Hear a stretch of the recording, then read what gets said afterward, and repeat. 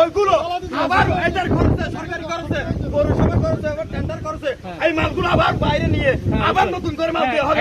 আমাদের দাবি হলো এটাই একটাই, আমাদের কেউ যদি থানাবাজি করে আমাদেরকে আপনারা লোকেশন দিবেন, আমরা সাথে প্রতিরোধ করবো। এখানে কারো কাছ থেকে আমরা 1 টাকায় খাই নাই। আমাদের তুলে পানের দাবি হলো হারুন সড়কটা দ্রুত এবং সুন্দর এবং পরিচ্ছন্নভাবে কাজ করা হোক, এটা আমাদের দাবি। একটাই আমরা বলতে চাই, এই মালগুলো যাতে পুনরায় বাইরে ফেলে দেওয়া হোক, এই মালগুলো আমরা গ্রহণ করবো না। এই রডগুলো যদি আপনারা নিয়ে না দেন আমরাই নিয়ে যাবো এই মালগুলো। সবাই এলাকার স্থানীয় লোক, আমি স্থানীয় লোকের পক্ষে বলতেছি এটাই করা হবে। এটা আপনি বিবেচনা করেন, এটা বিবেচনা করেন। আমাদের জোর সামনে মালগুলো বানানো